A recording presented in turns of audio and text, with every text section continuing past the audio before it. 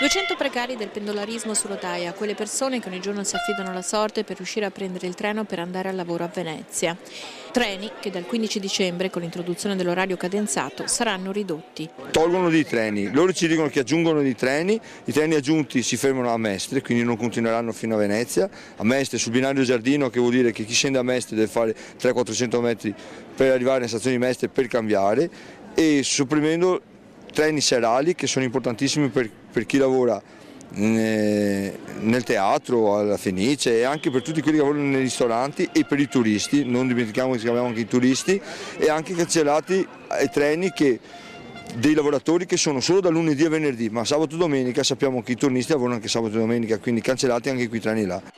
In marcia, con i sindaci in testa, sono andati a Palazzo Balbi per ottenere una revisione delle corse. Sono 15 anni che la gente di Quarto d'Altino e dei territori intorno, come Marcon, Casale, Roncade, aspetta la metropolitana di superficie. Almeno 15 anni che se ne parla. Finalmente dal 15 di dicembre dovrebbe partire, e cosa scopriamo? Che è peggio del servizio che abbiamo oggi. Questo non è accettabile.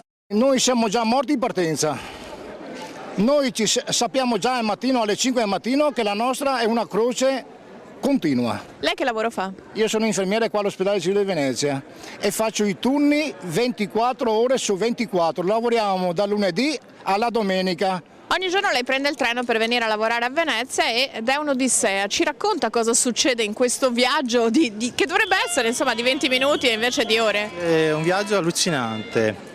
Quando siamo fortunati abbiamo il treno, perché questi qui si cancellano questo treno, il 5800. Quando va bene 6 volte su un mese siamo arrivati a 15-18 cancellazioni in un mese. È dal 2011 che dicono di togliere questo treno, non gli interessa nulla dei pendolari e tutti i giorni dobbiamo sorbirci un viaggio di più di un'ora in autobus.